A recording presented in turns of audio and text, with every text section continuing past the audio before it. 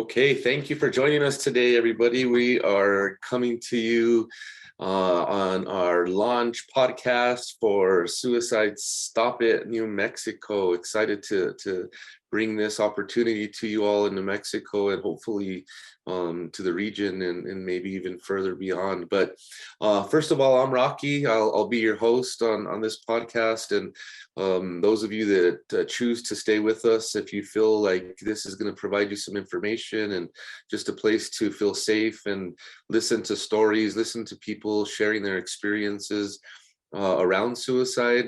And when I say around suicide, I mean having thoughts of suicide, maybe even going as far as making a plan.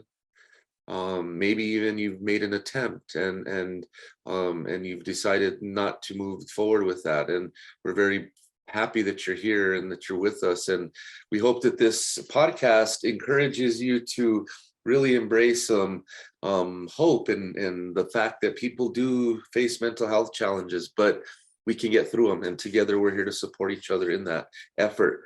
I'm really happy to you have here with us two folks that I can't say enough. And as you know, and you can tell, I'm the face that is usually more appropriate for radio, right, and not on video. But these two young ladies obviously have a face for TV and could be movie stars. So we're very blessed to have them not just in front of the camera with us today, but as part of our team. So I'm going to start and just kind of let you guys know, we want to start by thanking our partners. First of all, before I introduce our team members, we're very thankful for the Office of Injury Prevention through the New Mexico Department of Health. They recently awarded us some funding based on a proposal we submitted to really leverage multimedia strategies to spread prevention around suicide. And through that, we partnered, my small business partnered with Klerede Multimedia and our small business, JR Romero and Associates, which is a company that does consulting and program evaluation around behavioral health issues, as well as specialized training.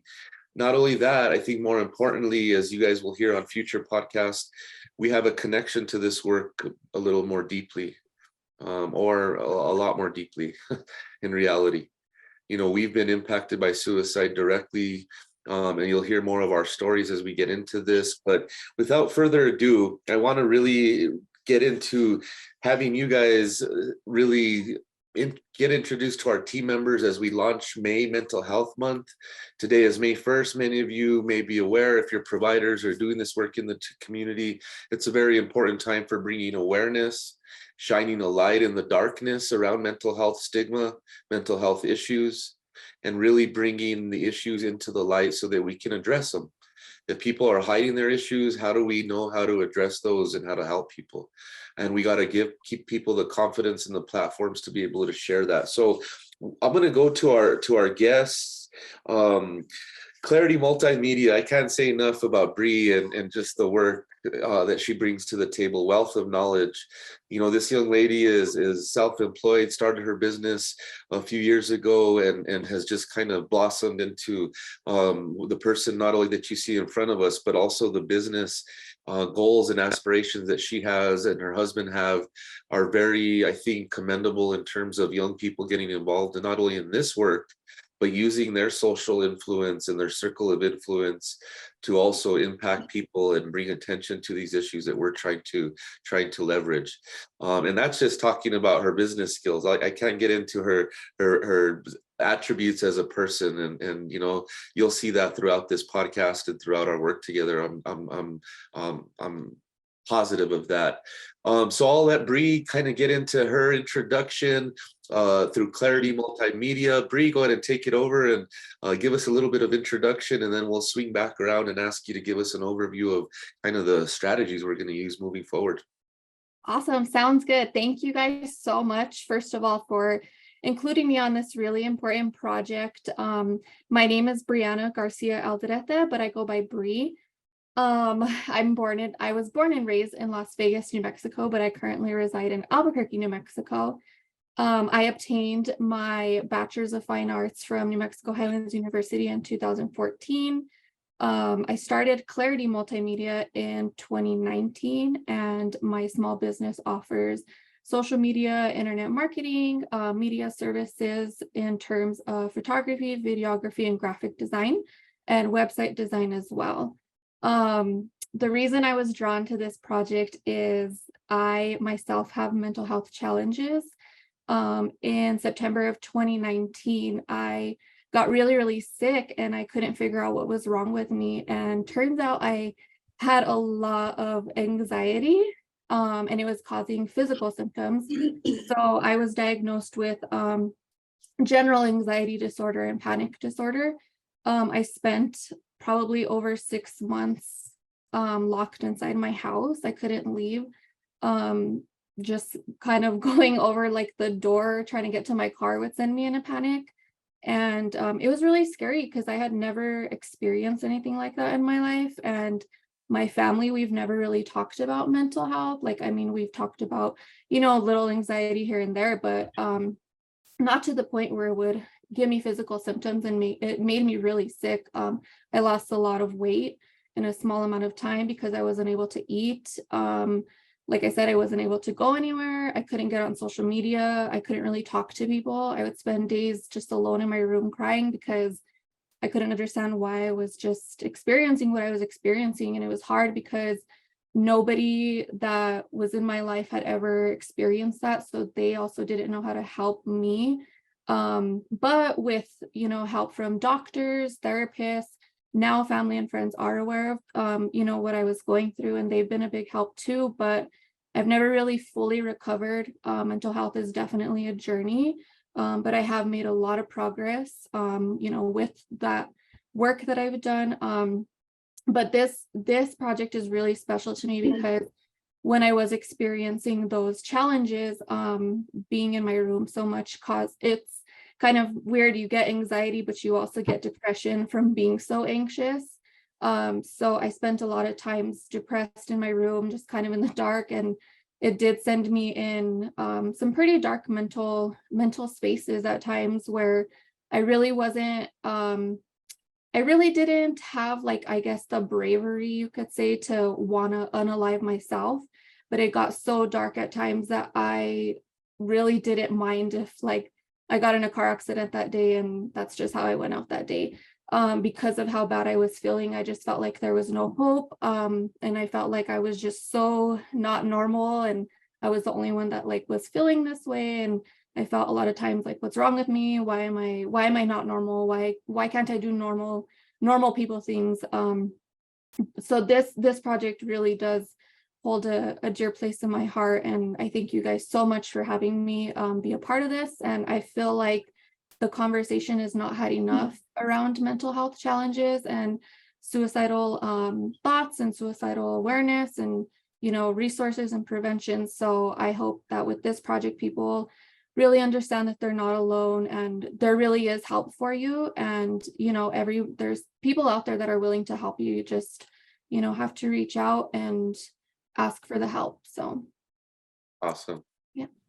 Wow, I couldn't share a better start to this story, right? Of the people that are a part of this, and definitely appreciate your honesty and openness, Bree, to share that. And that's part of what we want this podcast to be moving forward, is something that is real and raw, but also stays within respectful boundaries of our culture and our elders, and you know.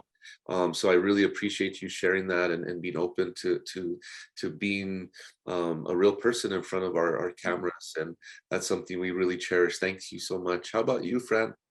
Want to go ahead and introduce yourself?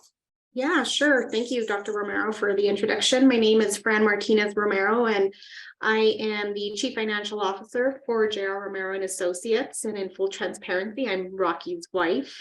And Bree, just thank you so much. Dr. Romero, I promise, folks. And Bree, thank you for sharing that. I think we've talked a little bit about some of the challenges. I didn't realize it was that severe, and just I admire your bravery and courage for sharing. Why is this near and dear to my heart? You know, as Dr. Romero mentioned earlier, this happened to us. It happened in our family. And I think more than anything, I want I want everyone to know it can happen in any family. It can happen to anybody. And I know that because it happened to ours. And I think it was something we never thought that we would deal with as a family. We had to see our children suffer the loss of a suicide, which was their biological father. And while, we were divorced, and, the crazy dynamics between divorced families. And while the relationship wasn't perfect, it was very hurtful. I remember being distraught. I remember, Rocky being distraught. We cried and we hugged, and it was so confusing, and, guilt kicks in and all these different feelings kick in. And more than anything, we had to see our children suffer that. You spend your whole life as a parent trying to protect your children. You hold them and you protect them. And that was the one thing in the world that I could not protect them from. And it was hard. They expressed the loss in many ways, by, using drugs and alcohol, substance misuse that led to addiction, depression, feelings of confusion, feelings of fear, and many other risky behaviors. I think through this project, preventing just one suicide, one family from going through the pain that we went through would be worth all the time and effort that we're putting into this. So thank you, Dr. Romero, for that introduction. And thank you again, Bree, for sharing and your story with us. And we're so happy to have you as a partner with us on this journey. Yes, absolutely. Thanks, Fran. Again, these sort of raw and emotional podcasts, we want to remind folks may bring up triggers for you all, right? And we want to continue to remind you that we'll continue to have trigger warnings, and we'll specify when we're gonna get into some sensitive content. But at the same time, we also want to be very clear on what our strategies are and what we're doing as a prevention program.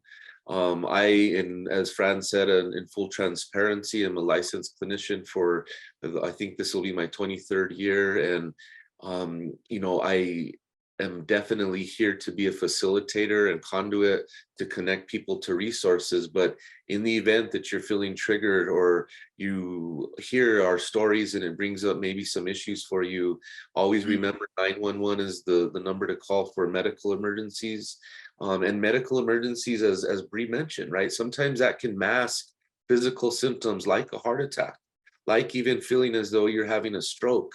Sometimes when people have really, and this happens a lot to police officers or people who are involved in violent type of activities, sometimes the adrenaline dump from those sort of situations create a numbness in your arm and in your body that can also mimic strokes and other things, right? So don't ever hesitate to call 911. Our state will figure out a way how to pay for it if you can't do it, right? And if you need to reach out and leverage some of us for those supports, I'm sure we can help, connect you. The other emergency number that we want to point out that's new over the last year or so, maybe a little longer, is 988 for mental health crisis. So please don't hesitate to call those numbers. They will connect you to counselors who are ready to take calls. You can also, once you get connected, do it through text if you feel more comfortable. In New Mexico, NMCAL is also a program that you can reach out to. So real quickly, what I want to do now, and just kind of keeping us on track, is as I mentioned, we are not a mental health provider in the sense that we're not providing direct care treatment to people. What we're doing is taking this approach upstream, right? Meaning that we're going to the prevention strategies to try to help figure out. You look at a river and you're looking at that river and all the fish are dying coming down the river. You don't start to jump in necessarily and go downstream figuring that out, but you go upstream. What's happening upstream to kill the fish in the first place, right? So that's kind of the strategies we're hoping to implement here, is going upstream to talk about stigma, to talk about the infusion in our approach of love and compassion in dealing with people with mental health challenges and other people with mental health disorders and or addiction and substance use, substance misuse.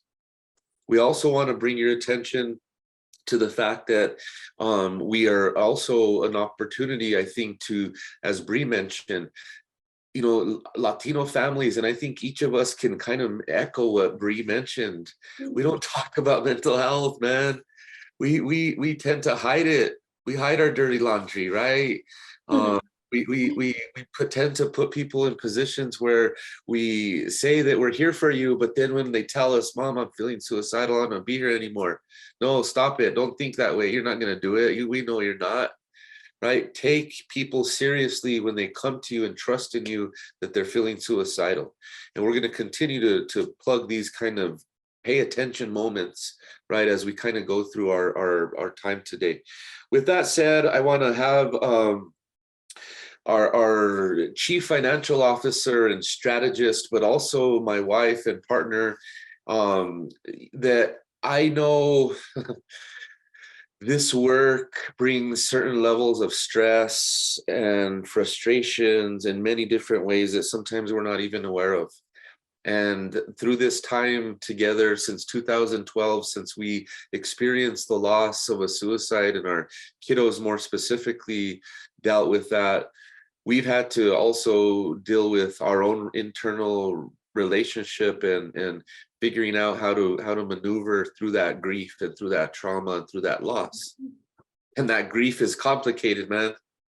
It's at one point you can feel like you have it licked, like, man, I'm good, I'm on the other side of this, and then it creeps and pops its ugly head back up again, and you're crying in the room and you're upset, and your partner has no idea what's going on, potentially because maybe you haven't expressed that, or as a couple we haven't figured out ways to communicate, hey, you know, today I'm feeling upset, we're going through a lot, things are going on. So I want you to know that there's strategies out there that we're going to share with you, even in your relationships, hopefully, that help you get to a place where you can hopefully be more honest and open and saying, you know what, today I'm having a bad day. I just need a few minutes. Can you just give me some time?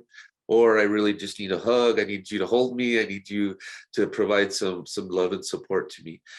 Before we get to kind of all that good stuff, though, I want to make sure we allow Fran to jump into this and share our specific strategies, what we got funded to do, and how, man, I can't tell you, these folks are rock stars, jumped into action, right? Jumped into action when we got this funding, and having a 2-month turnaround in order to jump into planning, development, implementation, and now we're hopefully looking at expanding funding to next year already and within a 2-month period. So Fran, take it away.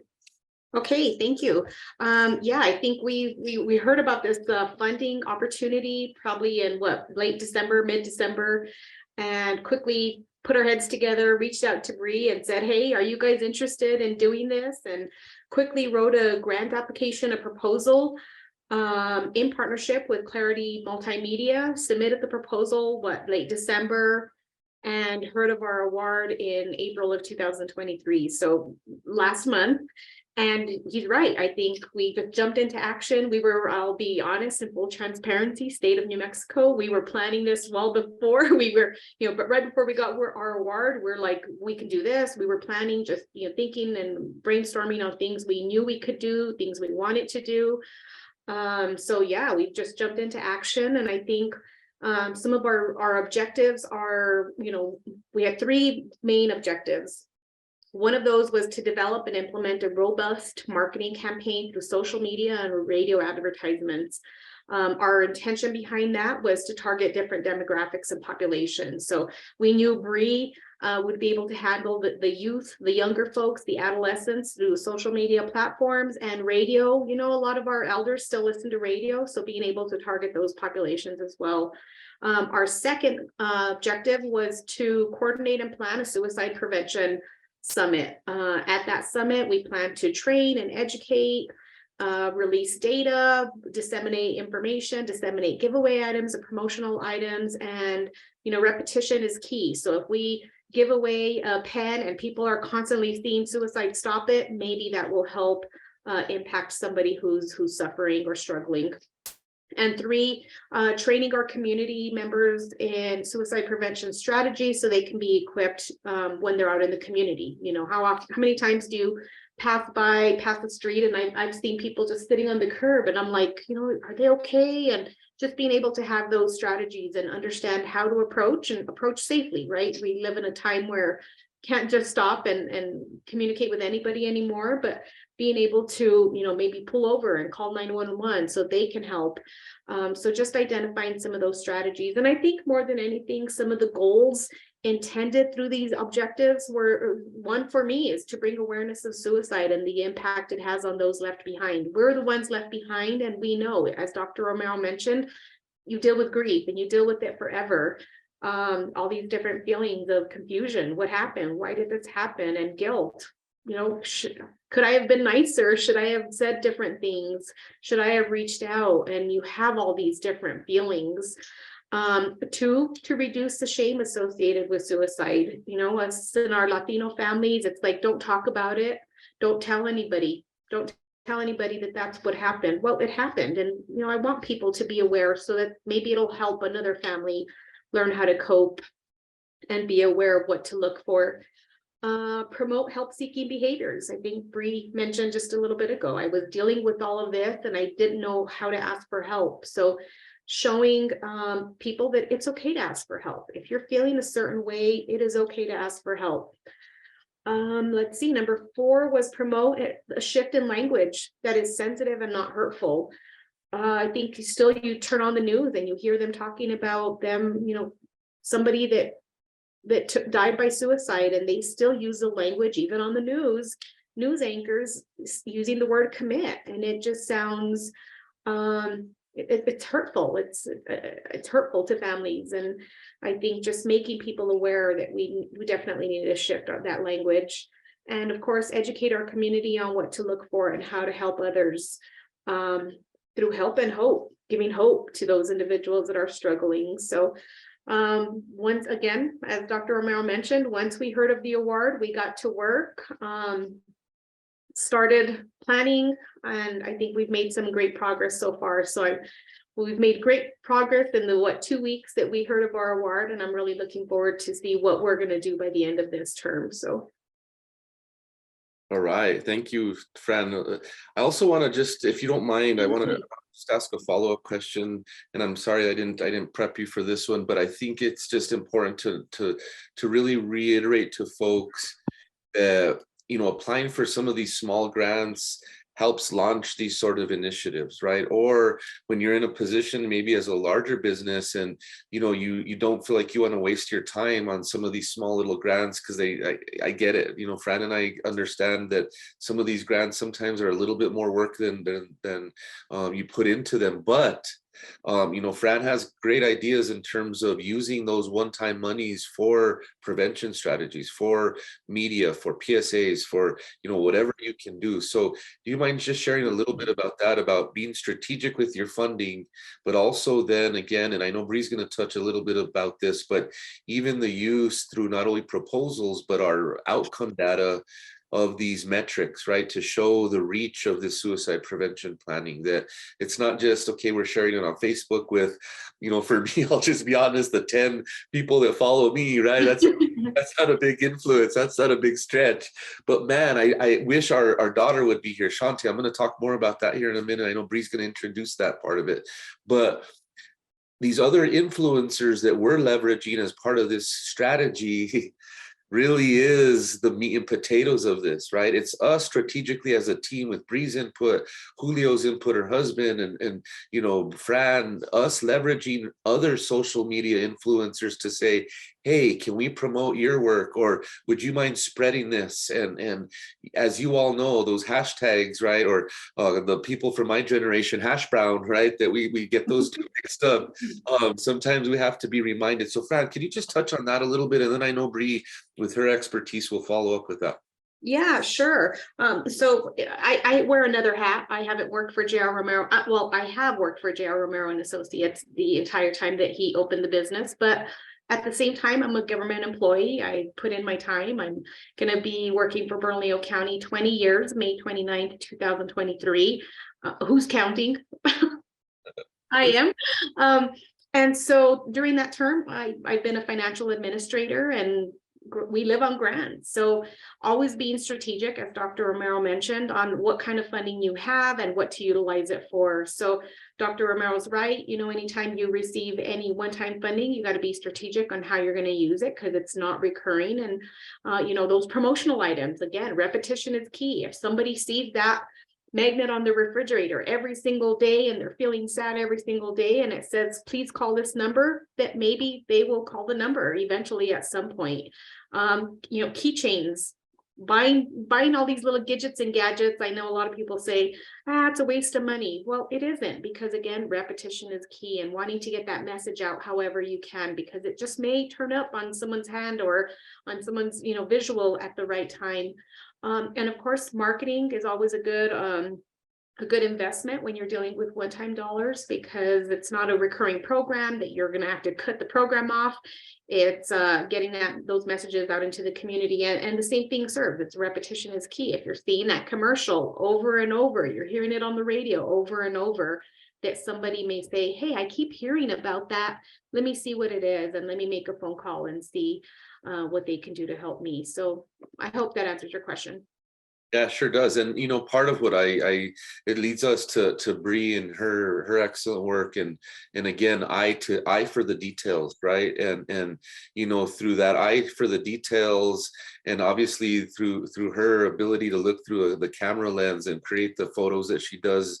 If you all haven't seen her work, check out Klerede Multimedia and check out the work that she does on that end as well.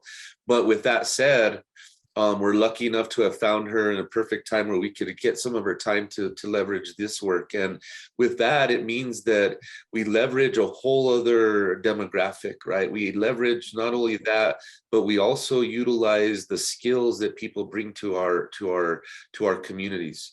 I get very frustrated, and I don't want to get on my soapbox, but too often for key positions in the state and to do the work that we can do in our state, we seek outsiders to come in and to serve New Mexicans. Yet we don't look at the talent that we have right in front of us and use that and leverage that. J.R. Romero and Associates has a commitment to doing that, to helping smaller businesses get their feet on the ground, get a few little contracts.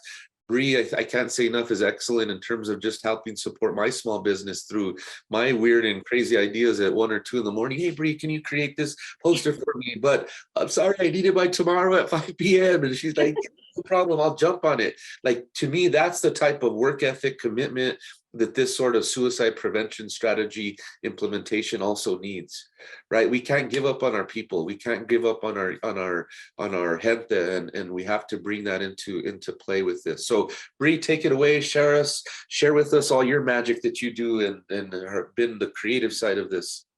Yeah, absolutely. So thank you again. But yeah, in terms of our marketing strategy, we're taking more of a digital approach.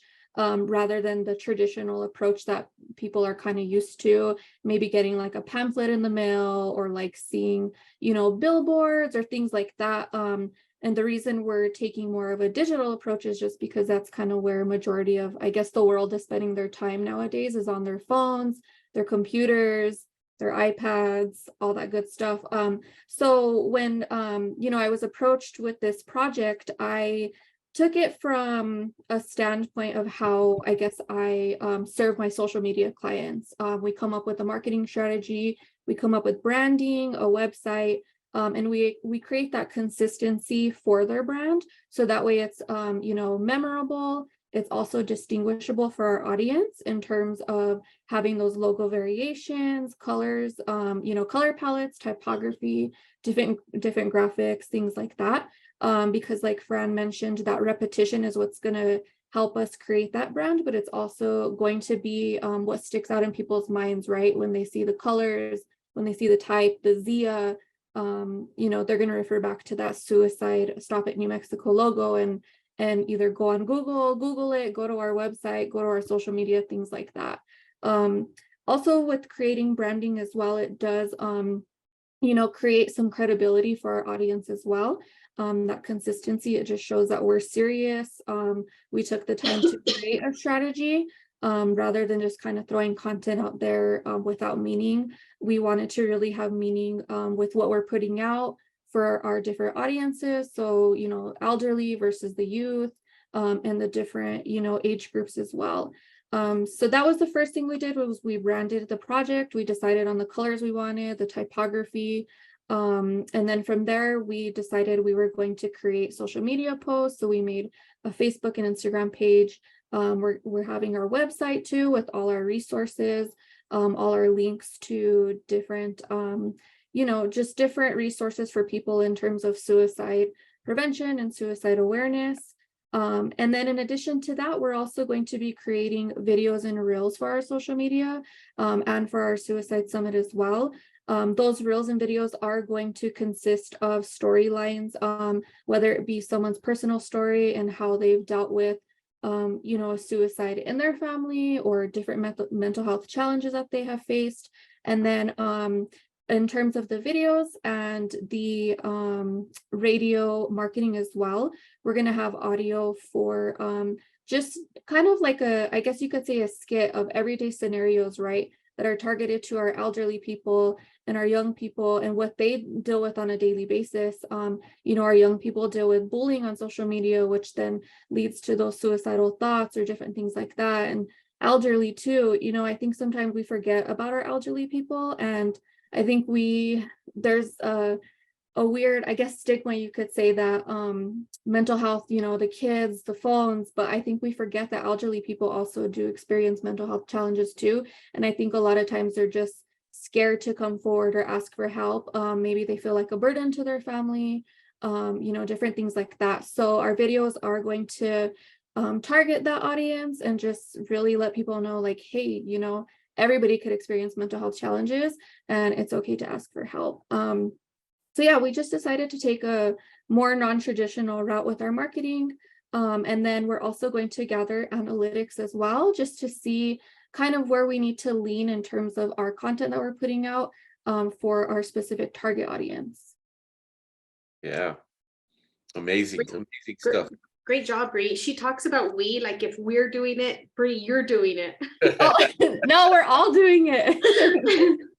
That's definitely true. I think man, and just it's to me, it feels like a crash course in marketing and strategizing, right? Which is amazing, because like I said, we brought in our daughter and her boyfriend, Shante Ortega, Brian Kellum. They'll be joining us as well, and they'll be playing different roles, not only supporting our suicide prevention summit, but also playing some roles in terms of developing reels, and also developing some of our marketing expansion, right, or growth of our brand.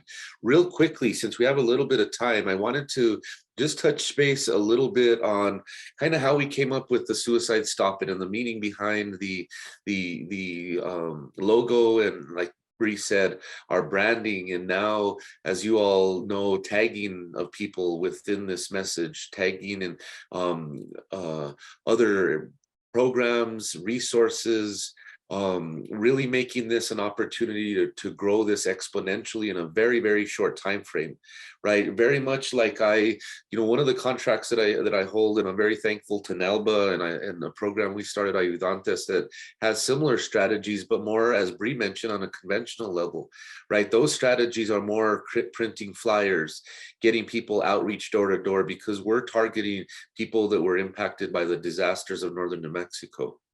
And I'd be remiss, and you guys know this, and we'd probably hear it from our familia up north if we didn't mention the fact that we do have family up north who are impacted by the disasters, wildfires, floods. So we ask you to keep them in their prayers, in your prayers, as we get into the flood season and into the fire season.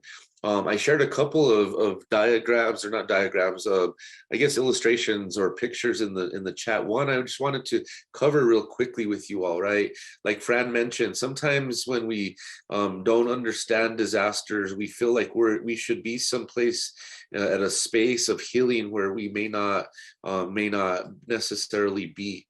So one of the things that we take from FEMA, they have some pretty good information around this stuff, right? Is that this typically, if you enter this disaster from here on the left side, pre-disaster. Maybe we get the warning, maybe it's the threat, lightning in the area.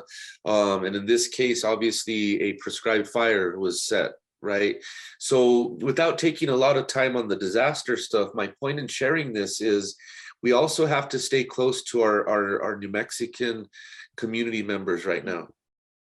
Through these disasters, people have a tendency to lose hope and to get sad and to get depressed and maybe not understand why they're getting depressed, but experiencing a disaster can create that. So after the disaster, the impact hits, we get, heroes step up, people, natural helpers plug in and help people. We have a honeymoon phase where everybody is helping and there's donations and everybody is coming together. And then we start to take this really dive down right here after honeymoon and disillusionment. And this is the triggering events that we just went through and we're going through right now, April, right? And people start to maybe feel better, but then they have anniversary reactions and they have to go through that all over again, right? The memories, trauma echoes that we're going to somewhat touch on. So I just want you to know that all along here, this is working through grief in different ways. There's setbacks. Now we start the reconstruction part of this, right? FEMA is now funding the programs in some ways. But this one is the one that I really wanted to share with you all, because this one is one that typically is more of a response that a lot of people experience. And give me 1 second to pull this one up.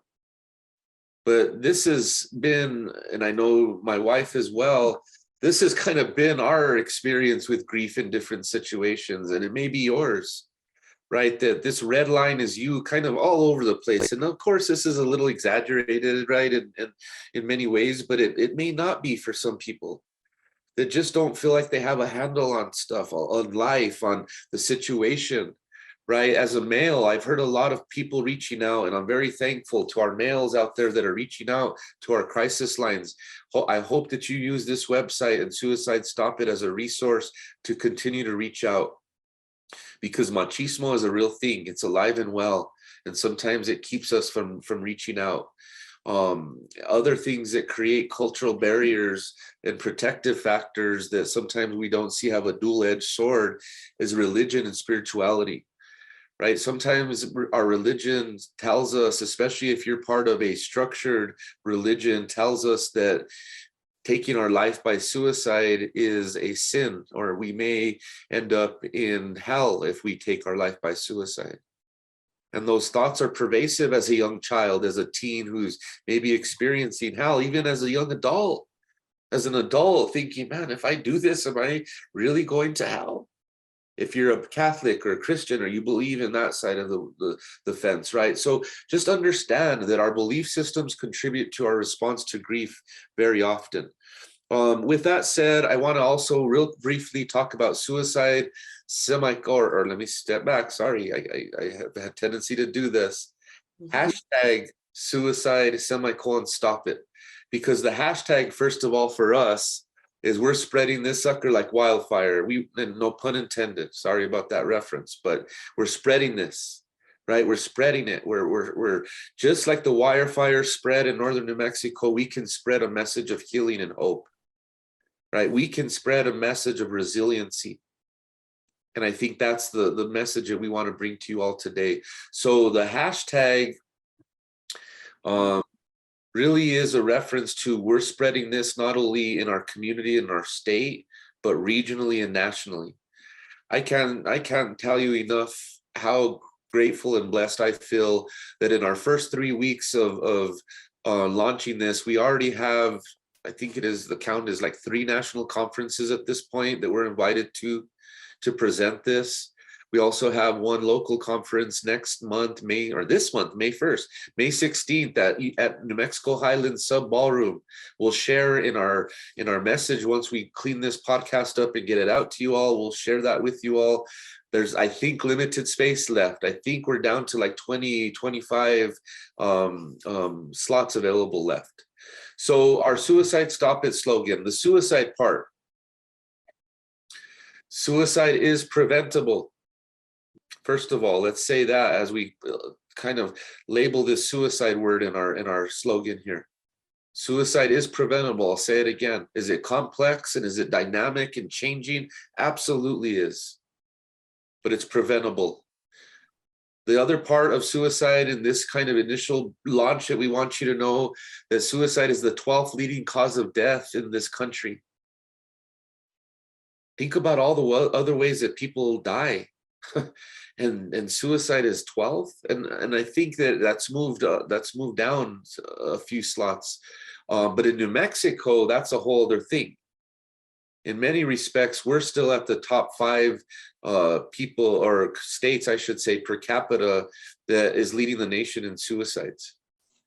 And what's sad, like Fran mentioned and Bree, is that our elders, and many times it looks much different than it does in an adolescent experience with suicide. Many times our elders stop eating. They'll stop drinking. They'll stop taking their medications. They'll send messages like Bree mentioned. I don't want to be a burden on my family. I don't want to have them. I don't want them to feel like I'm dependent on them. Right? Our people are very brave and independent people. Even till they're 93, 94 years old, they don't want anybody doing anything for them. Right? And for me, it's so sad. And don't get me wrong, it's just as sad to hear about a young person or an adult taking their life by suicide. There's no easy way to say that. But an elder, to me, it just hits another level of emotion. And I promised that this podcast is going to be raw. So you're going to see tears, you're going to see laughter, you're going to see moments of joy through this movement. And that's the reality. And that's the realness of what we're trying to bring to you. So an additional, in terms of the suicide part of our slogan, we also want you to know that adverse childhood experiences increases the likelihood of suicidality. What do we mean by adverse childhood experiences, or ACEs? We mean that when our kids are exposed to their mom or dad drinking or using drugs in front of them, getting in fights, conflicts, domestic violence, which I'll share with you during my time of sharing my testimony more in depth. And those are some of the experiences I had as a young kid, as 15-year-old, having to fight grown men so they wouldn't beat on my sister. And not realizing how that impacted not only me, but my sisters, obviously, right, and our families. So suicide can be increased significantly by adverse childhood experiences. Having our young kiddos exposed to this trauma, right? Let's protect them. Like Fran said, there's these different movements around the suicide prevention. See something, say something is a recent one. If you see a young child being abused, neglected, running in the streets, make that call. You can make an anonymous call, folks. And I know our CYFD system is overburdened, but you never want to err on the side of caution. Don't allow that kid to grow up in a traumatizing experience and then down the road take their life by suicide or use drugs to cope with feeling like they were abandoned or let go. The semicolon, man, this one I can't tell you enough. This is something we've kind of researched and really we've thought long and hard about this. And please visit our website, Facebook page, and you can see Bree's excellent work in putting these messaging elements together. But the semicolon, according to kind of the use through grammar and normal like grammar usage, is that the author's story isn't over, right? And what we say and mean by that is even after a suicide, the author of that suicide, their story is not over. It impacts families, it impacts communities, it impacts our state because we lose you as a potential gem and resource and diamond in the rough. We lose your human capital and cultural capital that you bring to our state. The semicolon also means that after a suicide, we can also choose another story. We can choose to change generational trauma, not pass it on to our kids and to young people. And I'm very proud of my kiddos. They're trying their hardest to do that, to change that narrative, right? You're going to hear more from them. Dante, Shante, Devin. Hopefully Devin and Dante will get involved in this down the road when they're ready, and we'll try to welcome them.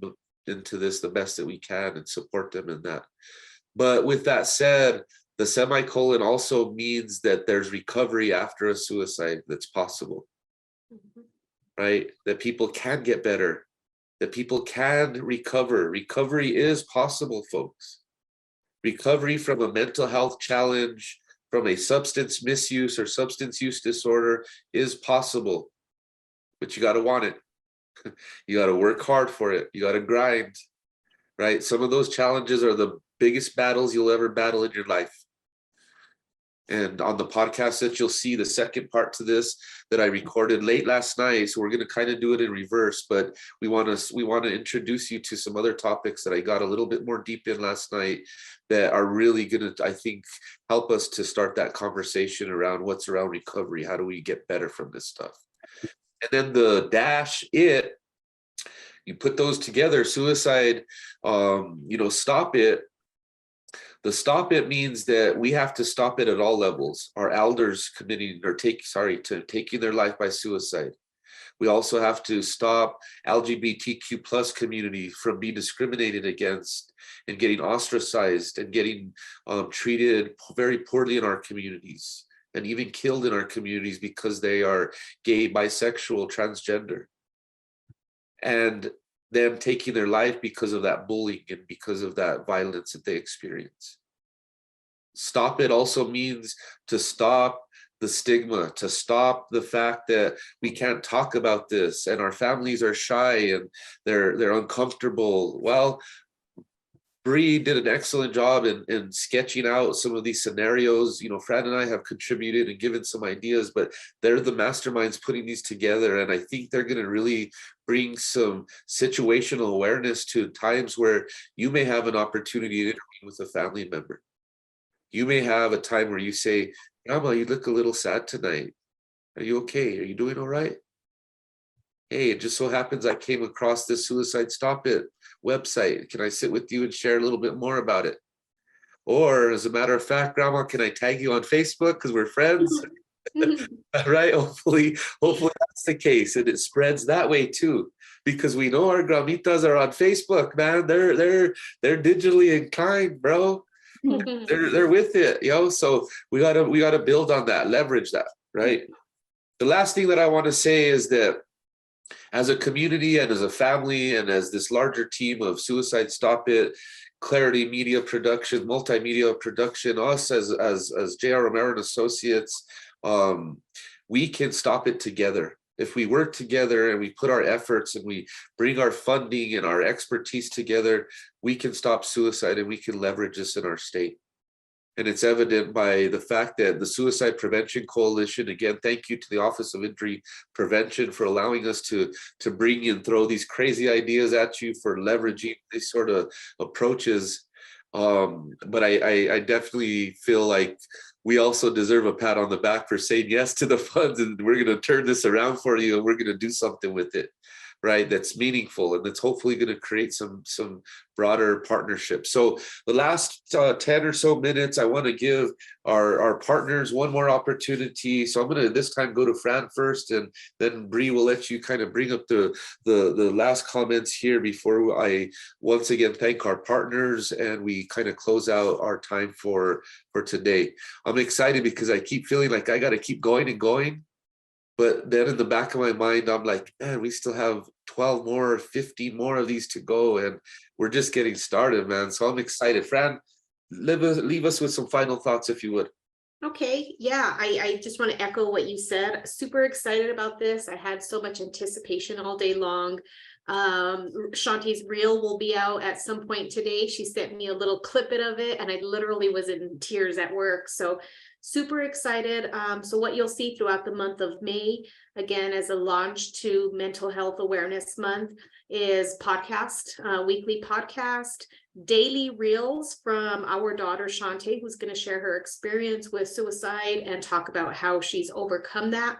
Wasn't easy, didn't happen overnight. I mean, that happened probably about 3 years ago, and she's living a very healthy lifestyle now and really proud of her. And Suicide Prevention Summit. Really looking forward to that. We're going to have a table out there. You're going to see our new table cover with all of our swag. Really excited to get some of the materials out to individuals. We're going to be serving breakfast and lunch. Really excited about that. And 150 attendees. We're already, as Rocky mentioned, we're already almost to capacity. Will be taking place at the NMHU student building. Is that it? Is that right, Rocky? Student union building. Yep. Student building in Las Vegas, New Mexico, where it's my hometown too. Bree mentioned that's her hometown. It's my hometown too. So really excited to take resources back to our hometown. So thank you, Dr. Romero, for hosting this podcast. I look forward to many more. And Bree, I can't tell you enough. I am so blessed to call you guys partners. You have done a great job. We give you an idea and you're like, yes, and it's done like in an hour. So thank you so much. You guys have been great partners. Awesome. Thank you guys so much. I really can't, again, thank you guys enough for including me and Julio on this project. It means so much to me just to bring awareness to mental health. And I'm excited to keep pushing content, creating videos, having resources on the website. Even in the short amount of time that we've had the project, we've already had a great approach, and we've had a great engagement so far. So I'm excited to see the project continue and get more engagement. And like you said, if it's even just helping one person, that's what matters, and just spreading the project. And I would highly encourage anyone that even if you don't, experience mental health challenges, share this project with people, because a lot of times people that do, experience mental health challenges are embarrassed or, ashamed or scared to ask for help or say that they are struggling. So I think even just a share or a mention or, anything like that can help save a life, really. So I encourage anyone just to share the project and, go to the summit if you can, maybe encourage people to listen to the podcast, just different things like that. I think the more we can spread this message, the more we can help with mental health challenges. And yeah, I just want people to know that, if you do have mental health challenges, you're not alone, and don't be afraid to ask for help, because the worst thing you can do is just try and fight this on your own. So that's just my message. Excellent message and tip, right? Is pay attention, right? Not only to yourself, but pay attention to the people around you. Pay attention to the folks that are your loved ones that maybe just be they may just be different in some way, right? They may not be in the conversation when you're talking with them, and it's okay to stop someone and say, are you doing okay? Are you feeling all right? Pay attention to that. And I let me just say this. I want to be as open and raw as we can with this, right? I'm not the best. I've been a clinical therapist and done this work for many years, but I'm a human being, right? And I don't always do the right things, say the right things, respond the right way. But I can learn, and I can still continue to pay attention and try to be open-minded in that way. And sometimes it's about just learning, right? And like Bree said, we want to also provide on our website that to be a resource for you. If you're not feeling like you're dealing with any of this right now, maybe you come across someone who is, and you say, oh, I remember reading this pamphlet, or I remember this link that was shared. At each of our podcasts, I just want to give you an overview what we're going to do, or how I'm going to format things. Is we're going to kind of have just an overview testimony, maybe some interviews scheduled. We'll have some basic concepts in terms of the key terms that we want to highlight for that podcast that day. I want to keep it as raw as possible, though, and as real as possible. I definitely have some sketched out, timelines and runs of show for our podcast, because it keeps us on track to a degree. But we have some latitude with that, right? We want to be with our guests as flexible with their time as possible, and we want to give them as much time as possible. We're going to bring some excellent co-hosts and people that we're going to interview on this podcast. And I think this is going to not only be locally, but nationally as we get to this. I want to real quickly share with you, I put this in the chat as well, but we have our Suicide Prevention Summit that we mentioned earlier and Fran mentioned, but here is that. You're more than welcome.